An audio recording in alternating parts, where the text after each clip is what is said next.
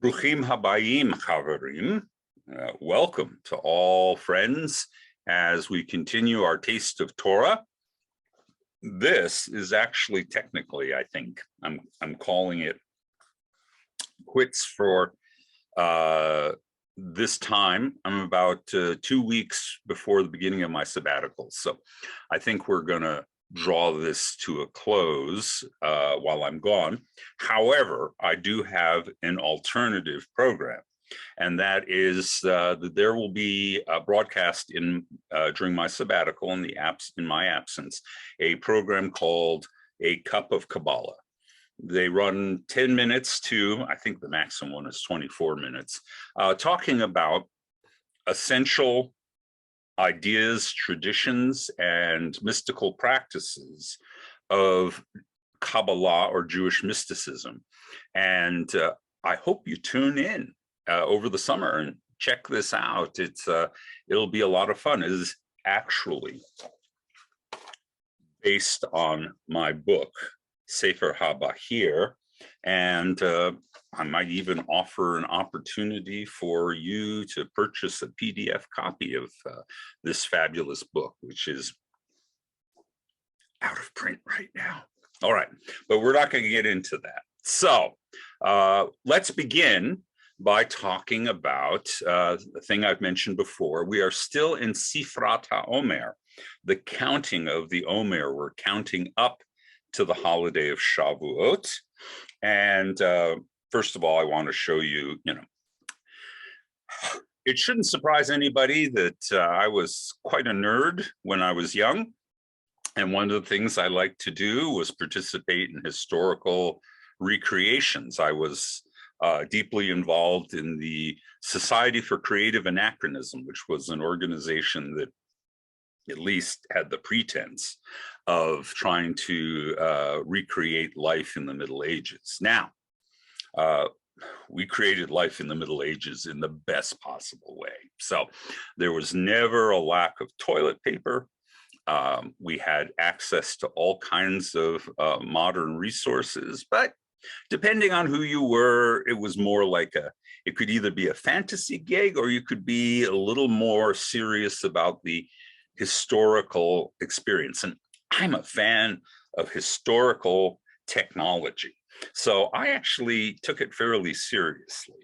And I still do that. And so when it comes to Sifrat HaOmer, the gathering of the sheaves for barley and the barley harvest in ancient Israel, I want to understand what it entailed. So here I have two awesome objects. I may have talked to you already about this antelope bone. For our ancestors, this was probably the first sickle that they would use for cutting their barley in a sheaf. They'd gather it up and they'd cut it. And in this particular case, the wonderful serrated teeth of the antelope allowed them to saw through. So, you can only break off a little handful, even if they've dried, which is the ideal goal, that the barley stalks have dried when you harvest them, because otherwise they'll develop mold and things like that. But you could only break off a few with your hand. But with this device, you could take an armful and quickly saw your way through it. So that is the original way they did it. And even at the time of the Bible, which was the Second Iron Age, just like most of us don't own, an iPhone 10 or whatever is the newest, most expensive technology, most of our poor farmer ancestors didn't own any iron tools or even any bronze tools. So this would have been one of the key tools. Now, by the Iron Age, we had other solutions. And so I just got this in the mail. This is a flint sickle. Pretty cool, right? So it's a technological advance in that it's sharp enough that you don't have to saw, that you can actually just swipe and it will cut in a sort of a carving knife kind of effect. And that's awesome and more efficient.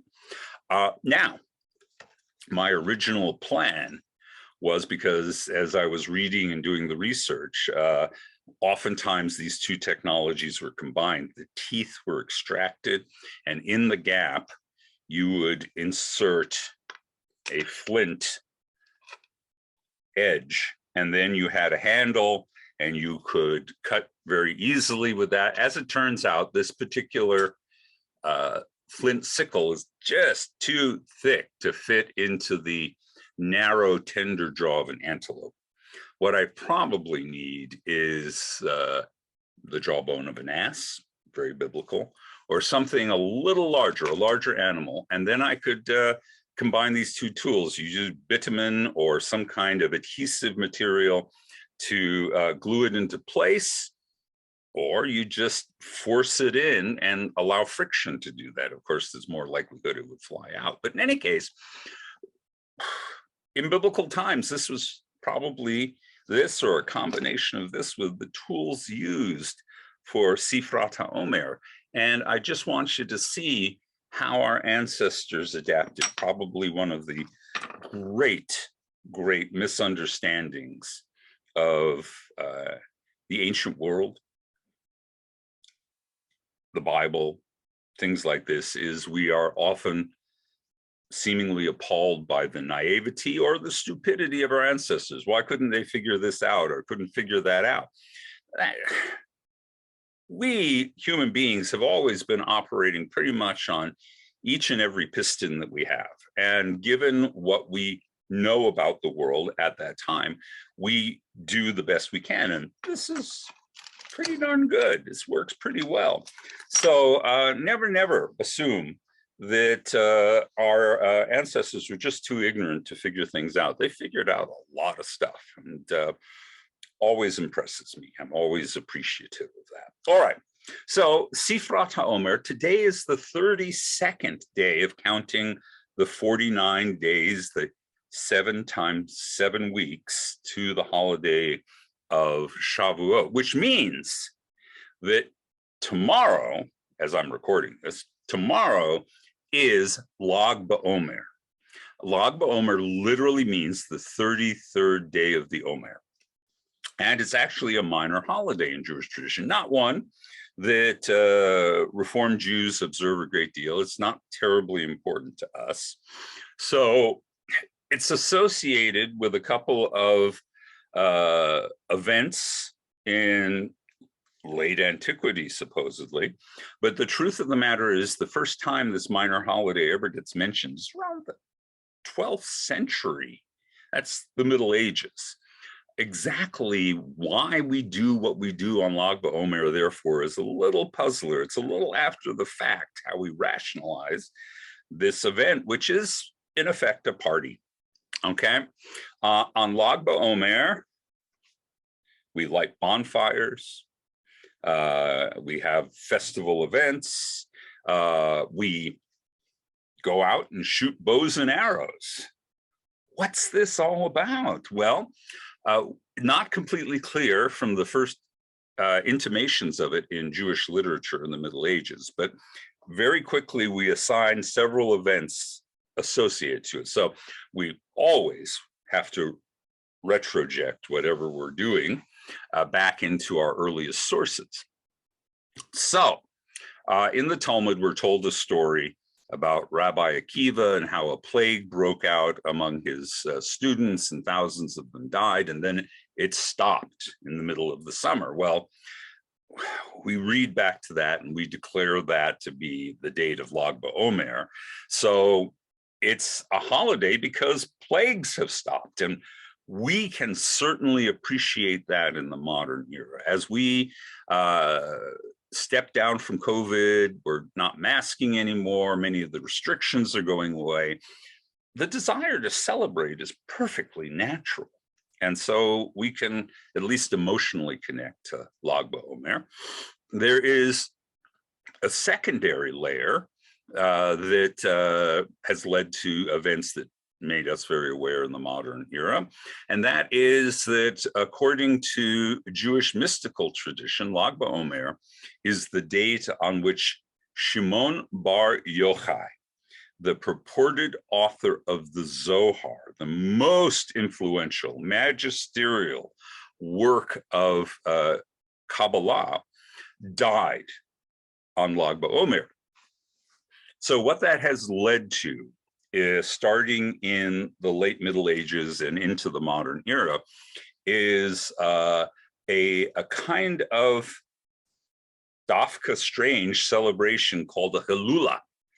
And it is observed around the world, though particularly in the land of Israel, where Shimon bar Yochai's grave is acknowledged. It's in the little town of Meron, near the larger town of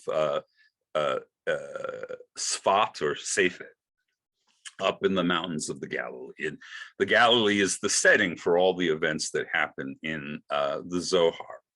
I'm not going to get into the historicity of the Zohar or anything like that, but in any case, it has been widely accepted that this is the death day of Shimon bar Yochai.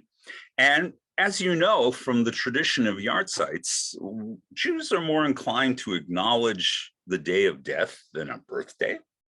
And in fact, it takes on a special dimension because in the Zohar itself, there is a pivotal chapter that is devoted to a series of major teachings that Shimon gives, and then he dies. And he can't die in an ordinary way. He dies in a miraculous, supernal way that is mind-blowing and amazing. And it's kind of his ascent. You know, he's sort of like Obi-Wan Kenobi. After death, I will be far more powerful than you can imagine, Darth. And that's exactly what happens in the story of the Zohar to Rabbi Shimon bar Yochai. And so there's always a Hilula, that is a giant festival celebration. And if you ever happen to be in Israel during the summer, it's worth going to one of these Hilulas. They actually occur for different famous sages on a couple of different dates, but Lag BaOmer is the big one. And if you go to the event, what you're going to experience is a fantastic mix of the sacred and the profane. So you'll have prayer groups all over the place. You'll have great sages giving speeches and sermons and things like this, but you'll also have bands, and you'll have bonfires, and you'll have parties, and you'll have huskers and hustlers, and there'll be people selling things, food, drink, trinkets, miracle cures. It's like a county fair. Now, it really is a remarkable thing to experience when tens of thousands of Orthodox, mostly ultra-Orthodox Jews come together to celebrate in this way. Of course, for those of us who are aware of recent events in the past few years, it's also the place where a tragedy happened. That was the great catastrophe at Meron that happened a few years back, when some of the facilities built to accommodate what has grown to be 100,000 or more people coming out to the grave, that a staircase collapsed. It was overloaded. A huge number of Haredim, ultra-Orthodox, Hasidim, plunged a pretty fair distance, and it was a massive, horrific pileup, and something like 40 people died. It was just terrible. There have been all kinds of government inquiries, but it's like all things in Israel, it's complicated, right? On one level, the ultra-Orthodox want there to be accountability. On the other level, they don't want anything to interfere with their religious celebrations. So in fact, the Israeli government has been a little hobbled at times trying to address this, fix things, make them better, because there's certain groups within the ultra-Orthodox world that are trying to both thwart the investigation and prevent any attempt to crowd control. So it's all complicated. Anyway, that's Lag BaOmer. And for you, all you have to do is, if you know it's Lag BaOmer, go out and do a barbecue in your backyard. Have a party, play some music, dance, celebrate the death of a great sage because he went on to become Obi-Wan Kenobi. That's Lag BaOmer. Oh, and you could get a haircut because a lot of Jews give haircuts to their male children for the first time at Lag BaOmer. They're very, very young children. Ultra-Orthodox, many families let their male sons grow their hair to the age of 3, and then it all gets cut. And as you can imagine, the first haircut for any child is rather traumatic, but somehow it's made up in a big, it's kind of like a lesser Brit Milah. It's a little snarky, but in any case, so that's Lag BaOmer, and you should be aware of that. So where are we in our Torah portion that is not necessarily tied to Sifrat HaOmer? We are in Bechukotai, which is the very last portion in the book of Leviticus. Now, remember, I've mentioned that we are following the weekly portions as it relates to the land of Israel, what the Israelis, whether they're Orthodox or secular, what they look at as their Torah portion was Bechukotai. Here in the diaspora, where we're a little tardy, it's 1 week behind. So Bahar is the Torah portion being studied in most of the diaspora, but in Reform congregations, we should be studying Bechukotai because we know how the calendar works mathematically. We don't have to do any of that extra add on a second day thing. All right, so what happens in this closing Torah portion of Leviticus? Well, I can't help it. It's a bit of a downer. It's a downer Torah portion. It begins with God speaking to the Israelites and saying, if you obey me, if you follow my commandments, if you do what I command you to do, you'll have X number of benefits. All right. If, however, you don't follow my instructions, if you go after other gods, if you refuse, if you neglect my mitzvot, well, there'll be all kinds of terrible punishments. And of course, it's always more fun to list the terrible things that could happen than to talk about the good things. So, you know, we've got war and famine and even cannibalism threatened. And this is a kind of retributive theology that is common to human beings all over the world, that if we are obedient to the divine, we'll be rewarded. If we're disobedient, we'll be punished. It seems very archaic and hard to justify now, but all you have to do is turn on a television and watch something on one of the Christian channels, and we'll be told that whatever particular catastrophe is happening in America, say wildfires, well, that's God's punishment on America for its disobedience, right? I'm not going to justify that. I can try and explain it to you, but you understand how it works, and you understand why many modern Jews no longer accept this ideology.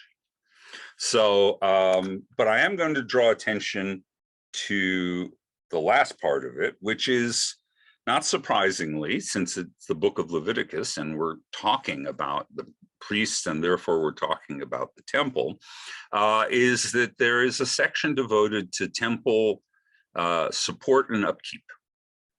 And all institutions need support and upkeep. It's, religion is not a wonder bra. There is no invisible means of support. All institutions, all employees, everybody needs to be supported if we're going to continue with these very ancient practices. Now,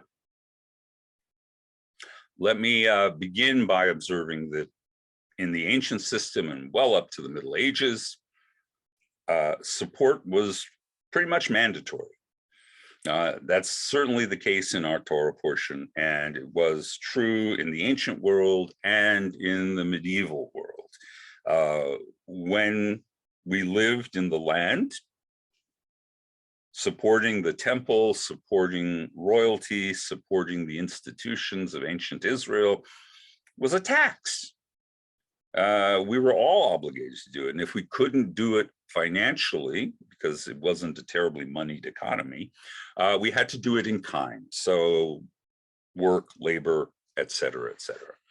Even into the Middle Ages, when we no longer had state institutions anymore, the community would still enforce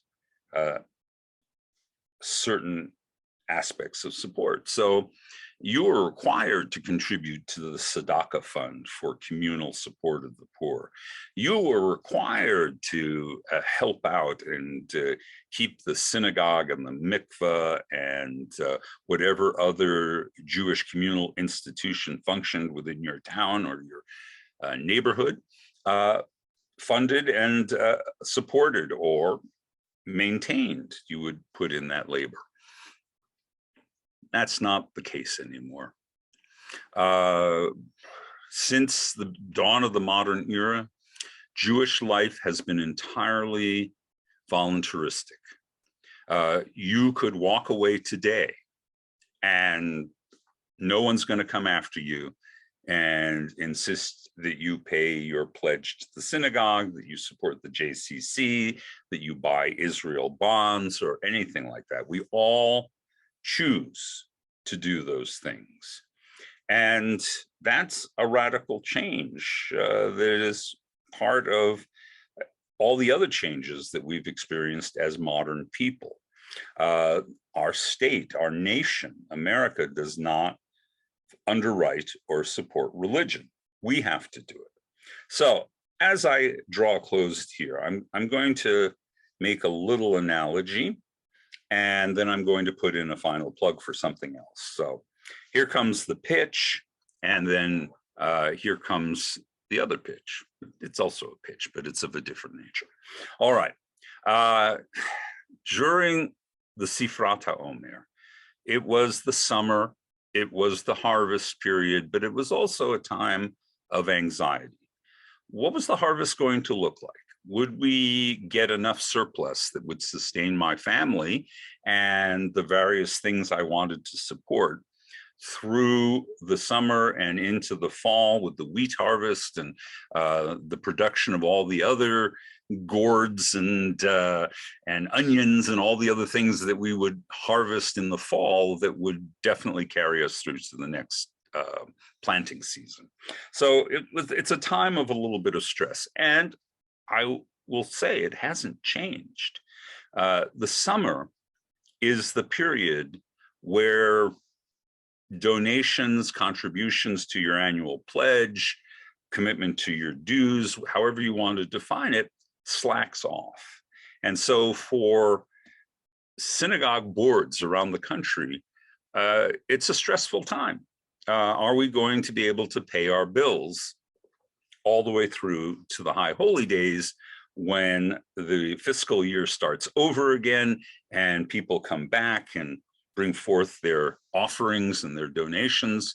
And so while I'm gone, I just want to remind you that the board of Congregation Kol Ami, who works so hard to keep this institution thriving in a largely non-Jewish environment, it's going to be a little stressed out. They're going to be worried about paying the bills. So if you could just take a moment and think about writing a check, finish up your pledge for this year, make a little extra to help out. I think it will reduce everybody's stress, and it will be a blessing to the Jewish community, which we all want here. There's no invisible means of support. We all depend on you. So I link Bechukotai to our modern circumstances. Maybe it's brilliant, maybe it's annoying, but there it is. All right. And then the final thing I want to mention is, of course, that Shavuot is coming. Now, Shavuot is the holiday connected to the giving of the Torah at Mount Sinai. And so we're going to be celebrating Shavuot on Saturday night. And what we do as our primary Shavuot celebration is something called Tikkun Leil Shavuot, which comes from exactly the same sources I've been talking about, the Zohar and Rabbi Shimon Bar Yochai. He and his disciples developed a custom of studying Torah late at night. And so it has evolved that when it comes to Shavuot, what better way to receive the Torah than to study Torah into the night and the morning when the Torah will be given to the Jewish people. So that's what we do here at Kol Ami. So we're talking about Saturday, June the 4th, from 8 o'clock to midnight. We're going to have a Torah symposium. We're going to have a variety of things so you won't get bored. All right. So I think Bruce Cohen's going to be talking about his favorite Jewish plagues, something very apropos to our experience for the last few years. We are going to be having Taylor Diaz teach us about Rashi, his relationship to Hebrew and medieval French, and how he's still an influence to this day.